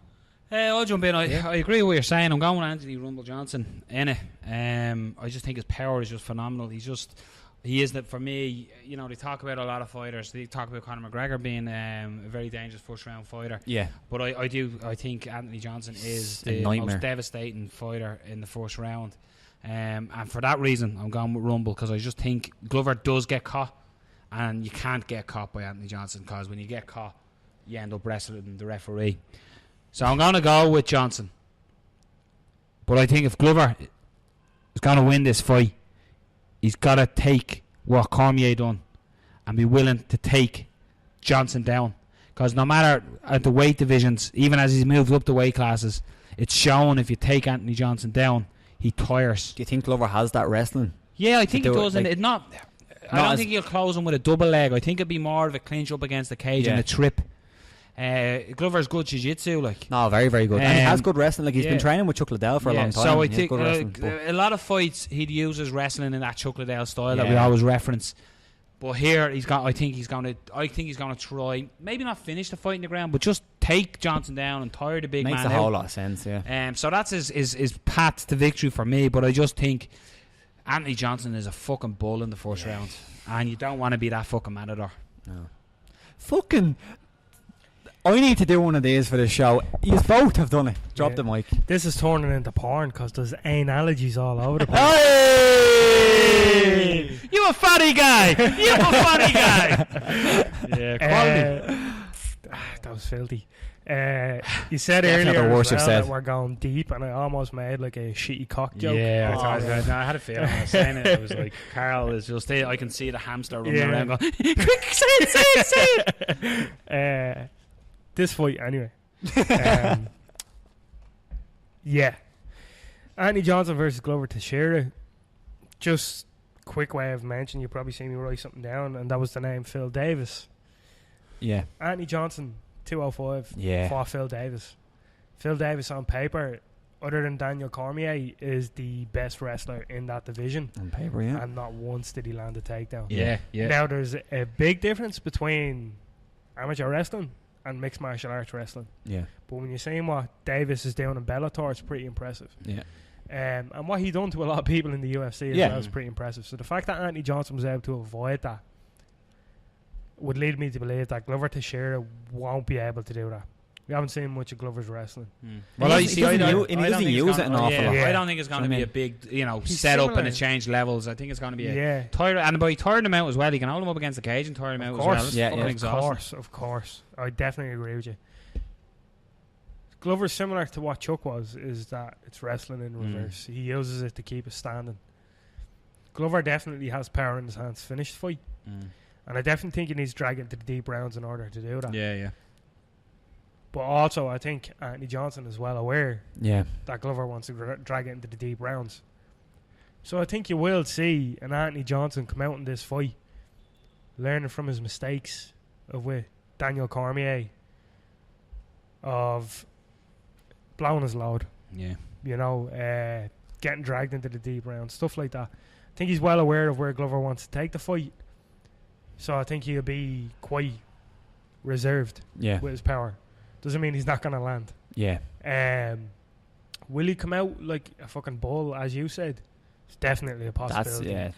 And that's the big difference. Yeah. There's that possibility. I think he has shown though as well that in his last couple of fights when he has hurt people, he has shown his composure. He doesn't try blow his load. No. He does sometimes, but he has showed it a little bit. He has a killer instinct, and it seems to be very good. Yeah. It seems to be very good. He knows when to go for it. He seems to be quite good with that. There's a lot of fighters that they just keep wailing away and to no avail. Yeah. Like, Johnson is different. Also, if Johnson's wailing away on you, very good chance you're not going to stay in it for very long. And I think that might be a factor with a referee as well. If a referee knows, wish Dan was here. Yeah. If a referee knows how hard a fighter can hit, I wonder if they go into a fight going like, shit. If this guy gets if dropped. someone gets cracked, I wonder if that plays in. Hopefully Dan human will be nature, able to, I'm sure it has to. Surely it's in the back of your mind somewhere. We get Dan on. Hopefully you'll answer that for me. But I don't necessarily think it's Johnson's fight all day, but if I was put a bet on it, I'd pick Johnson. And for that reason, I'm picking Johnson. Glover will want the pressure, as you said, make him tired, put him up against the cage, or even try to take him down. I don't know if he can take him down. Johnson's takedown defense 79.31%. It's fairly good. I think if he tries to take down Johnson, I think there's a definite possibility of Glover getting taken down in reverse. Well, I just think that Glover needs to close the distance and be out of them crazy strikes. I definitely agree with you. Definitely. But even there, in that range, it's still so he just dangerous. needs to make Anthony Johnson work. Yeah. He needs to make him work. If it's not taking him down, it's just working up against the cage. Yeah. It's just it's a dangerous fight all around for both fighters, but more so for Glover. Yeah. I'm gonna go with Johnson. I don't think Glover is that sort of fighter where he can push that pace for 3 rounds. Because if you're doing that, you really want to be doing some serious offense, and I don't think he's that fighter. We've seen what happened against Maldonado. He looked tired. I think Johnson, there's a chance of him gassing, but he still has that power, man. He still has it. It's scary to behold. He's by far the hardest hitter in mixed martial arts, by far. Yeah, easy. He's fought a heavyweight and knocked out heavyweights. That's how dangerous he is. So I'm gonna go with Anthony Johnson, and I'm gonna say second round TKO. I think first round to be quite reserved, and he'll open up in the second. Nice. Moving on to your main event of the evening, redemption time, is it? You got Nate Diaz versus the notorious Conor McGregor. So before we give our shouts, we got on to a few people asking for requests, what they think's going to happen. So here's former guest, Mr. Brad Pickett's opinion. Brad Pickett here. My predictions for McGregor versus Nate Diaz would be, I think McGregor would pull this one off. It's a very tricky still style matchup, I believe, but I think he learned a lot from the first fight. He'll come more in shape, even though they said that he had a full camp and Nate Diaz didn't. I believe he maybe didn't take the training as seriously. He knows that cardio is going to be a big factor in this fight, for me, I think Conor will get the win. So thanks to Brad for taking the time there just to send that on to us there. So Brad's gone with Conor. We've done a lot we've got a lot of people picking. We've got a lot of fighters' opinions coming into us. But here we are, lads. We've broke this fight down. So I don't think we need to go crazy deep in the breakdowns. Like as in, we can if you want by all means. But we've spoke about this. We've seen them all. Dan Hardy done a great breakdown of it. Robin Black done a great breakdown of it. It's finally here. I'm building up to this. You asked me on a Monday, who do you think's going to win? I'm going, I just think Nate, I just think Nate. Asked me on the Tuesday, it's Connor's all day. He looks fucking great. So here we are. It's the day of reckoning for us. Who have you got? How? And when? I can't cop out and say the fans. No, no you can't. It's a tough one, isn't it? It's a very, very tough one. Just very tough one to call. Based on the last fight, it's very tough. Yeah. Right, but let's go down the path to victory, right? Because you're being terribly stuttery and not saying that. So, now let's look at it, right? It's so hard. If you look at it, Conor, to win this fight, I think he doesn't be throwing the heavy shots the way he does. I think he'll keep the high level of pressure. But if you look at all Conor's fights, his left hand can be sneaky right up until he's actually got you hurt and finishing you. It's a more of a quick, solid, sharp left that is speed behind it. As Conor says himself, speed will always beat power or accuracy or whatever way he turned it. I'm not quoting 100%. Precision will always beat power or something like that. Yeah. So Conor sort of went away from that in the first fight. It almost looked like he was overstretching on all his big lefts. He landed, and he landed heavy on Nate Diaz. Landed some beautiful body shots on Nate Diaz as well in the first fight. For me, Conor has to incorporate more kicks. Yeah, take away that lead leg. Yeah. Nate Diaz stands very heavy on his lead foot. Very heavy. Conor has to take away that pillar. That'll take away his strength. That will take away his cardio, his movement, a lot. He can lead him onto that left hand. When Nate starts the circle to the left, he can bring him back in. Conor does a lovely spin with the left. That'll bring him back into the left hand, his power shot. But I just think his shots have to be... I think he'll keep the same level of pressure on Nate. But I think his shots, almost like the way Nick Diaz fights, it'll be pop, pop, pop, bang. Do you know what I mean? It'll look like he's throwing the same shot 3 times, but only one of them will have the pop on it. And I think that's what Conor's going to do. It's going to be an accumulation of damage. He's going to build up. Nate Diaz is a tough motherfucker to get out there. I just think, for me, building up all last week, I was going to think Nate's going to do it, and they're going to do that and think, look, I'm not. When I go on the podcast, I'm not even going to say Nate Diaz because I gave you death for picking against Neil Seary. I'm like, I cannot pick against Conor McGregor. But now I'm not picking Conor McGregor because I want it because he's Irish. I just think this time the fact they didn't fight in 200. Getting up to 202 will give Conor more time at that weight. He's bringing in... They're saying this is the first time he's ever fought specific to a certain opponent. He knew Nate Diaz was not going to pull out. He normally just trains to fight. He doesn't train to fight the certain opponent. The training partners he's brought over, if you look at the lads, the likes of Keane Cowley, Peter Quelly, all them lads, they're all big, tall, long, rangy guys. So he's training with guys that would replicate or be similar in size to Nate Diaz. If you look at that first round, as we spoke about this before, if Conor won that fight in round 2, or even in round 1, it wouldn't be spoken about. It would be like, look what he done to him in the first round. Yeah. I just think Conor learned from that fight. John's book is called Win or Learn. And I don't think that, as John said in an article, it's not just a catchphrase. And I just think Conor McGregor is going to come into this just as aggressive, but not in his shots. His shots aren't going to be overthrown. He's going to be more selective, and by that I don't mean he's only going to throw 10 shots to where he threw 20. I just think the pop in them, it's going to be a different sort of... Robin Black calls it pulling and pushing. I just think, for me, Conor's movement, he's going to go back to the playing. For Nate to win the fight, he needs to do exactly what he done in the first one. Drag Conor into a brawl. Get him wound up, talk to him, talk shit. Conor's ego might take over, and that's where it plays into Nate Diaz. But I think Conor's going to be smart in this.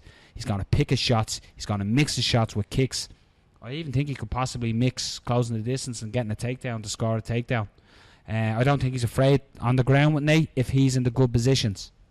If Conor's in the good positions, I think his jiu-jitsu will stand to him. If he's in the bad positions, I've spoke to lads out of East Coast Jiu-Jitsu that have rolled with Conor, and they said like Conor's Jiu-Jitsu was legit. Yeah. Like He did show in the first fight that his jiu-jitsu was pretty good. He was obviously gassed and he was rocked when he got finished. That's not to say that if they were both fresh that wouldn't have happened anyway, but it is a good point to say that when they did hit the ground in the first round, again, I think people overhyped the sweep, but it was a very, very nice high-level sweep from that X-guard that he done in the first round. The second one, I don't think you can really say that was a problem with jiu-jitsu, and I think Joe Rogan says it an awful lot, like, oh, he has so much work to do with jiu-jitsu there. I think that was 80% of him being exhausted, rocked and exhausted and done. Yeah. Nate Diaz done a couple of things in there which were beautiful. A couple of when McGregor tried to roll, he caught the leg. A couple of different things, which was beautiful, and that could happen if he has a full tank of gas. But I don't think it's right to say that. They're on such a huge level now. I still do think that Nate Diaz is a way better grappler. If they're just grappling tournament, but MMA wise, I'm not sure. Just on to who I'm picking. I just want to give me a round. Sorry. I'm going to split. John Kavanagh said 4, Conor said round 2. I'm going to go with round 3. Conor will stop him, and he'll stop him by a constant barrage of shots, and it'll wilt. And something I never thought I'd say with Nate Diaz, I think Conor will break him, and he'll finish him with a TKO. Yeah. For me, I'm in a very similar boat to you in terms of who I'm picking or who I was picking, where I'm just flipping each day. I'm like, oh, maybe this. There's a couple of things I watched, and I want to point out a guy called Jack Slack. I'm not sure if you've ever watched him before. He's on YouTube. He does podcasts. He does a few different things, but he's a really, really good analyst for MMA. He done a good breakdown on the first fight where he was talking about what McGregor needs to do to win and what Diaz done well to win. And I do think one of the things was the leg kicks. If you look at both stances, they're both southpaws. Obviously, Conor will switch that stance quite often, but they're predominantly southpaws. That lead leg, Diaz has never changed that. He's always been a guy who was stood on his front foot. His lead foot is always heavy, and he's not going to change that. It's just not going to happen. In one camp where that wasn't a problem for him in the first fight because Conor didn't throw, he's not going to change it, and he didn't change it from when his leg got chewed up by Dos Anjos. He didn't change it since then, so that's always going to be there. That's a huge tool for Conor. If Conor, they're both in the southpaw stance, so he has that leg kick from the back. He has that power leg kick that he can throw. Those kind of stepping in, oblique kicks, or whatever you want to call them, the kicks to the knee, they were there. He was landing them pretty well. The problem is when Conor was relying on his power hand, it wasn't working. He was landing fairly often, but they weren't hard strikes. And another thing that your man Jack Slack, he was kind of explaining, the reason being is because if you're fighting a guy with a lot longer reach, and he's also taller, reach isn't just, you, like if I'm fighting you and we have a similar reach in terms of arms, which we don't, just say we do, but you're a lot taller than me, you're going to have a huge reach, because when you have your hand out this way, or you have your hand like this, your reach is at a deficit when it's higher or lower. It's best when it's here. So when Conor was striking, he was striking up, and he was trying to land that big shot, and he was catching him at the end of the punches each time, and he didn't use a jab at all. He used zero jab, only his left hand. So that's a problem. I don't think that's going to happen this time, because why would it? Why would Conor continue to do this exact same thing when he lost the first fight? I think that his camp, he's smart enough to change things. I think Diaz is the same fighter as he was last time. He's not going to improve much. He's going to improve his cardio. He's going to improve his physical abilities, because he's going to have a longer camp. But in terms of what he's going to do, he's always been that fighter. We know what he is. He's a finished product. Diaz is a finished product. Conor, when he lost in his previous fights, when he lost to, say, Joseph Duffy, we seen a new guy. When he lost to, in his earlier fights, I'm not sure who he lost to, but when he lost there, he always kind of rose to the occasion and got better. I think this is going to happen this time. It's still a problem for him that he has that huge weight disadvantage, because if this gets later and he's not winning and he's getting into grappling exchanges and he's being worked, he could lose this one. And I think that Diaz really should be the favourite. I don't agree that McGregor is the favourite at this point, but for some reason I'm leaning towards McGregor, just because I think that he's going to make the right adjustments to do similar what he done in the first round with more leg kicks and be able to land a little bit better than pushing his punches like he was doing in the second round. I don't think that's going to happen again. What I think is interesting as well about training for a specific opponent as well is John Kavanagh has come out and said that his reputation as a coach is on the line in this. So that'll show you that they've obviously got a game plan and a tactic towards it. So what's your call? What's your round? Do you think it's yeah, and I would like to point out as well, like you said, I don't want to pick McGregor because he's Irish. I don't look at it that way. Neil Seary was on the same show that I picked against Neil Seary, so I think that proves that. And you've lost your tricolour from your coffin. Exactly, yeah. And this actually looks like a coffin on camera a little bit. So that's not a thing with me. If I think somebody's going to win, I think somebody's going to win. I think this is there for Nate Diaz to win, but just everything I'm thinking is leading to a McGregor win. But I think it won't be a finish. I think it's going to be 5 rounds. I think it's going to be 5 rounds. I think it's going to be a decision. Now I think it's going to be one of those fights where McGregor will get a nice lead, and then it'll get close and it'll get closer, because Nate Diaz, he's very difficult to finish, and he's very difficult to cardio for days. Yeah, it's cardio for days. I think McGregor has to be really, really good with his cardio. He has to be very, very smart in the 4th, 2nd and 3rd rounds if it's going to go late. So I'm going to go McGregor decision. Can't see a finish, but if it is going to be finished, I'd probably say a finish. I'd love it to go. I'd say a Diaz finish. Yeah. If it is going to go finish, I think it's going to be Diaz. Yeah. Interesting point, Carl. Just before you make yours, when you're writing down your information there, Kenny Florian said it. Money wise, makes sense for Nate to lose this. Conspiracies. Rematch. Give me tinfoil hat. Yeah, for sure. Come on, Carl. Here we go. What do I have written there? No. I love little decision ? Yeah. So my thought process behind this is, you're really showing off the new notebook, aren't you? Yeah. He's brought it out, hasn't he? That notebook cost me 20 quid. That's moleskin. It's a nice. And where did you buy this, Carl? Eason's. Eason's. Best place to get them. Hicks Butchers, no? Real leather. Yeah. You'll get that later when you watch the videos during the week. I have decision ? Simply because I'm not intentionally trying to rip apart your argument, Robert. Rip it apart. Conor wins the fight by decision. Does he really win? Yeah. Does he wins by decision? Wins the Does contest. he really win? Does he you go think back? You think in order to get Needs to get his the finish back.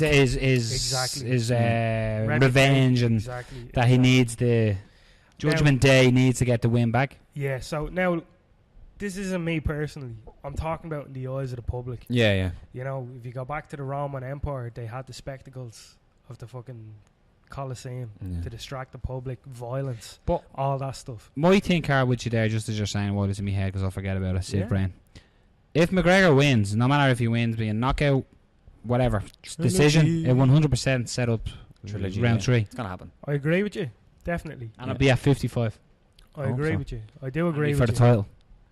Then I'll be for that. Because Conor will drop down, beat the brakes off Alvarez, and it'll be for the title. Nate and Conor, 155. Heard it here first. We're talking about this fight. No, going on tangents. Conor has to get past Nate Diaz. But, so my thought process is, can Conor go into this fight and fight smart? Can he afford to fight smart? Can he win by decision? I think he has to fight smart. Winning by decision is tough in and of itself, especially against Nate Diaz.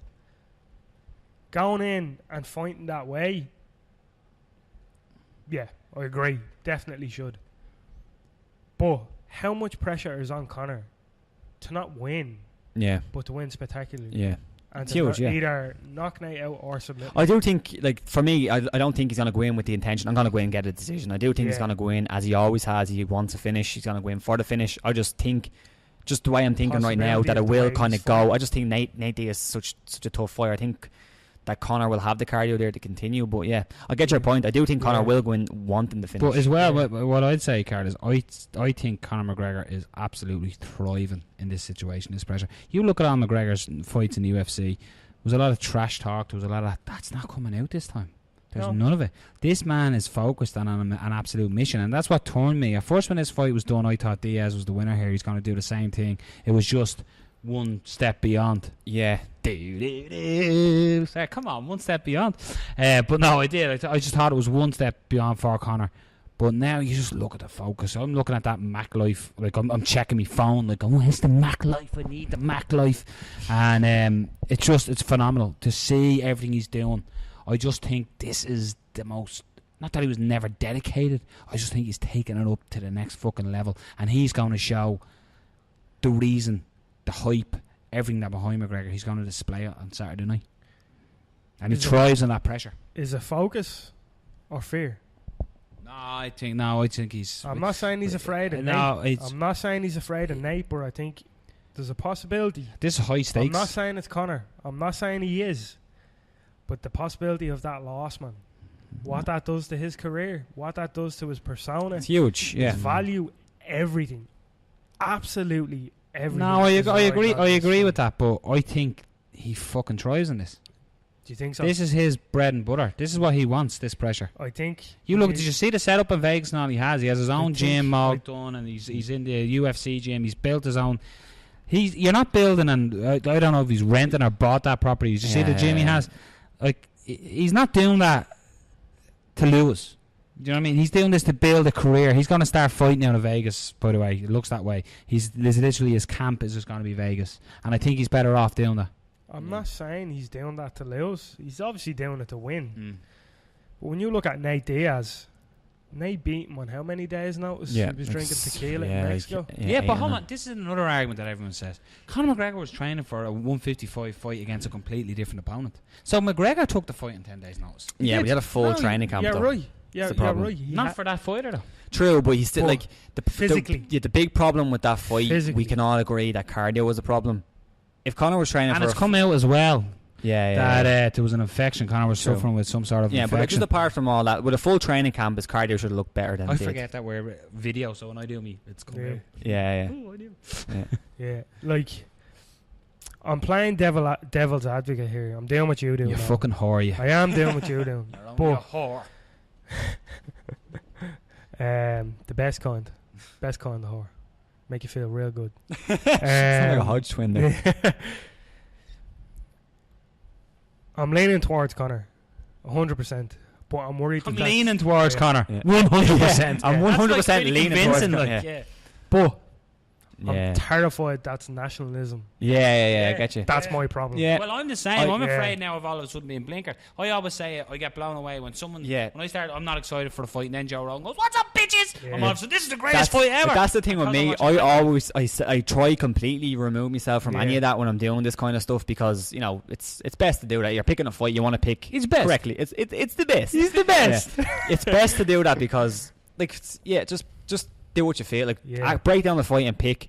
But I'm sure, subconsciously, we're all biased in a way. Oh, you just need to turn around Everybody's that bias. Even though I love Nate Diaz, one of my favourite fighters to watch. Yeah. It's just because he's from around this area that I met him. It's all that. Do you know what I mean? It's all that. So it is that. But all the YouTube comments right now will be 3 Irish lads all picking Conor McGregor. And then if Conor loses, of course we are picking Conor.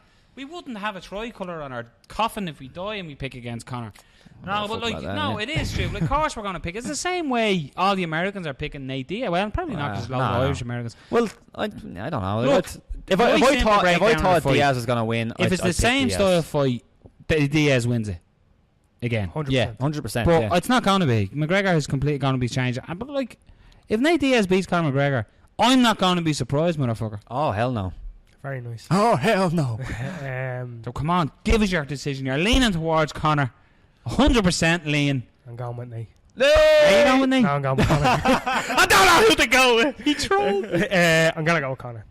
And do you know why I'm going with Conor? Out pure nationalism. How and when? I'm going to go with Conor. And for everything I've said earlier, I agree with you, Robert. I think we'll go the distance. Could be a finish, of course. Yeah, it could There's be. always that possibility. Don't see it earlier. Always that possibility. But I think there's a strong chance of going the distance. I think Conor has to come out and definitely be more reserved than he was in the first fight.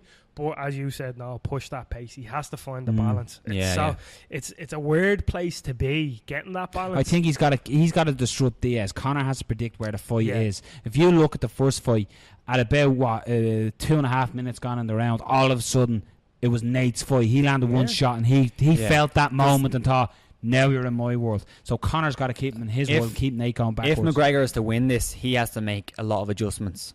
He has to make a lot of adjustments. Oh yeah, 100%. So that's what we're banking on, that he can make those adjustments. We've seen him make adjustments in the past, and we've seen him fight different style fights in the past. That's not that style that he fought against Diaz isn't really typical of Conor McGregor. He can fight counter wise. He can do different things. That's actually a great point, Rob. Or as Carl would say, Robert. That's a great point. Is that last fight wasn't a stereotypical, or if you've watched Conor's career, that's not the way Conor fights. Yeah. It's also not the way Nate Diaz fights. Yeah. To be fair. Yeah, Because exactly. Nate Yeah. came in, he said it himself, he had to be very reserved with his In the first cardio round, because yeah. he wasn't Yeah. in physical shape. Mm. So this fight that we're seeing, it's gonna be nothing like the Yeah, first it's fight. great. Each fight is a Absolutely nothing. completely different Yeah. story and time. It's Right, so completely anyway, different. back. What are you doing? I'm gonna go Decision. I keep trying to pick Conor, and you keep. But what I was interrupting saying, me. Rob, right? Go on, sorry. Yeah, as I said, I'm going with Conor, and pretty much for nearly everything that all the experts and our own resident expert Robert Palin has said, reserved, but also pushing the pace. Mm. It's a strange balance. No, I know what you Yeah. mean. The leg kicks, of course, are huge. Huge, yeah. Everybody's saying that about Nate for a long time, that he stands too heavy on the Mm. leg. And I definitely agree with it. It's a style. That's just the way he That's the way he fights. is, yeah. And I think he's, Live and die. he's fighting Live and die on for that. so... He has 30 fights. Like, Yeah. he's fighting for so long that might be something that you So, probably can't get out of your two are head. going decisions, right? So, Yeah. Bruce Buffer's going to go. After 5 rounds of action, we go to your judges' scorecards. What's he saying next? Judge, whatever, has Split scored it. decision. Could be split. Yeah, split. Sounds split? Split Yeah, decision. Split decision, yeah. Yeah. I think it could be that close. Could be close, yeah. I think it's going to be a fucking war. So do I, Do you yeah. reckon there's going to be a 10-8? No. No, fuck, that's a hard one, actually. No, I don't think... I think if either hurt each other, probably will get a finish. I don't think Diaz Is is there going to under get the hurt new that much. rules? No, not yet. No, that's Right. But yeah. But I still think that the new rules are in the judge's mindset now. Anyway. Probably. Could yeah. be, definitely. So could we're both link of you in. agree split decision. I'm going to go Well, with, it's decision, yeah. decision at the very Yeah. least. And I'm going third round TKO finish Conor McGregor. And Nice. with Brad Pickett went with McGregor. We have Yeah. we'll hopefully have a video up of a few other fighters who were predicting the fights, and a lot of them went for Diaz as well. So Yeah, it's actually it's quite split. Yeah, we basically got onto a load of fighters here in Ireland and the UK, and we got lads to pick. So we we tried to get the corners of the country. So we've a couple of lads from up north, Belfast. We've a couple of lads from Cork, a couple of lads from Tipperary and Dublin, and then we've a couple of lads from the UK. UK So as we've a well, wide spread. And funny, I've watched all the videos they've sent, and I'm going, geez, I can't remember who picked who or whatever. Yeah. So it's a good one. So let's do what we do, lads. Are under the radar. So Get this done. there's a couple of. I don't think we'll be all screaming and fighting over No. the three. So we'll give it, Carl. We'll give it to you. Your first pick for your under the radar fight. I'm going to go with Magny Larkin. Beautiful. For me, I usually say Larkin is boring, and I did say that in the past. Oh, I Yeah. said it with you. Yeah, Yeah. his last fight, he was phenomenal. phenomenal. Yeah. And Magny's come on really strong Yeah, as it's well. another fighter who people So- used to say is boring. Exactly. Yeah, So these two lads, they've come in off some very good fights where, you know, like whatever, they don't have to impress me because, to be honest, I'm just a Joe So, you know what I Yeah. mean? But they have impressed me, Yeah. and I'm going to go with that fight. I think it'd You be a could very say- good fight. You were impressed by their performance. You could say I was impressed by that performance. Mm. So that's mine. Beautiful. Excellent. I'll probably take the one that you were looking at. Or I'll probably Let me taking. Well, you don't know what I'm looking at. Okay, I'm gonna take Cody Garbrandt and Takei Wasn't looking at Cody. No, No, wasn't looking at. fair enough. Cody Garbrandt, Takei Mizugaki could have been on the main card. Yeah. Cody Garbrandt, a very, very good up and coming fighter, could be a title contender going forward. I think the reason why this is on the undercard is To get because people of the to watch. fight pass. Yeah, Yeah. to get people Yeah, to watch. Yeah, 100%. Let's and be honest, Mizugaki, with the dropout of Means fight and Yeah. the Lynn Perry fight, you certainly. yeah. But with Mizugaki, very tough fighter, always been in the top 10 at bantamweight. And I like Cody Garbrandt. He's a very good fighter, and I think this is going to be a good fight. I think it's a good test for Cody Garbrandt. I think it's a test he will be victorious in. Not that we're picking, but yeah, I like that fight. Victorious. Yeah. Well, I'm going to keep the Irish and Russian flag flying. I'm going to go with the Russian Hammer. Artem Lobov taking on Chris Avila. And The Russian Hammer. I love that name. the reason I'm going with this is because Artem, I think, loses, he's out the door, UFC. Yeah. So, like, if you look at Artem's record, he's 12-12-1 and won no contest as well. And people will always point to that. But Artem is legit. Like, I've seen Artem fight so many times here in Ireland. He's fucking crazy striking ability. He loves a brawl. He loves a fight. He's always entertained. But this is SPG versus fucking Stockton, motherfucker. Yeah. So this is Chris Avila coming in. Obviously, Diaz. Nate's boy, isn't it? Nate's boy, isn't it? Yeah, he's Nate's going, boy. no, not you, boy. Yeah. So this is a good scrap, and I just think Artem's going to rise up. Like Artem, I'm looking at Artem in the Mac Life. He looks fucking ripped. I love the way you went for the one with the little storyline. You love them, man. I love the story. You love the story. I love the story. And you hate professional wrestling. Yeah, no, do you know what? It's mad, isn't I it? had Raw on the other day. He's turning. No, I didn't. It was on the telly. It was on, and I walked in and I sat down, and the Irish fella, Finbar, what's his name? Finn Balor. Yeah. Finn Balor, is it? Is Yeah. it Finn or Seamus? Finn. No, Finn from Bray. Finn. Bray. Finn. Yeah. Finn. Yeah, he was on. And he was Yeah. mounting off with some fella. Yeah. And I was sitting watching it. And it's real funny because, you know, you hear the American, I'm going to win. And then you hear, sure, I'll only beat you. And it's like, no matter, even though to us it doesn't sound like an accent, when you hear it on American Yeah, on television, American it's TV.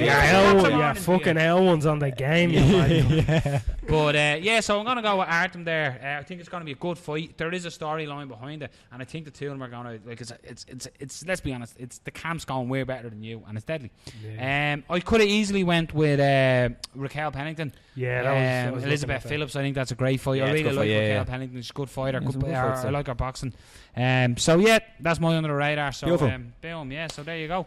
Like we said, just in closing, we're gonna have loads of stuff. We have videos coming out. So check them out on our YouTube channel, obviously Fight Talk. You'll see them up on Facebook as well, obviously Fight Talk there as well. And sure, while you're at it, check us out on Twitter at @talk_fight. Subscribe to this channel. Subscribe and get all the videos uploaded so you don't have to keep searching for us all the time. So yeah, we're going to have like a fighter prediction. We're going to have a fan prediction. We are out on the streets of Dunleary today where we record from the Whiskey Fair, just stopping people, having a quick chat. Great insight from like elderly women. Yeah. Stuff like Pauline and Mary broke the fight down. But yeah, good interesting stuff, so check it out. Lads, I have to say, we I'm tried to quivering with talk to excitement. Anne, didn't we? But she was a bit She was filthy. having- yeah, She Sam. kept on failing me. Yes, I Wasn't was having into none of it. But I have to say, I am absolutely pumped for this card. I Yeah. can't wait to see Conor step back in there. Hopefully, we'll all get the fight we want and the result we want as an Irish nation. Again, to all the speculation, all the rumour and all the crap talk during the week, don't ring up phone shows and talk to people who have narrow-minded opinions. Respect your own. It's like politics. If you don't agree with someone else's politics, don't try to convince them. Just try to educate them to some ways. Thanks Or, again. alternatively, JFK the bastard. There we go. There we go. Inappropriate. We'll edit that. Yeah. So again, shout out to MMAmix.com for all your MMA needs. They're obviously good because they're with obviously Fight Talk, and to Whiskey Fair. Check out Whiskey Fair's new Link restaurant as well, Kitchen 62 down the road. The best of grub you can watch, best grub you can get. The reason I say watch, they keep posting all the food on Facebook and I'm starving. You basically go in and you just watch them Watch the bringing it, food. walking around like, oh god, it looks lovely. So yeah, listen, enjoy the fights, and we potentially might be with you sooner rather than later. But say your good night, your good evenings. Good night, ladies and gentlemen. Good night, safe home. Say, I can't say that now. So yeah, listen, he hasn't been here in a while. Here he comes, come on. Fedor. This means Fedor. Good night, Dublin and Ireland and Germany and South Korea. We love you, and North Korea.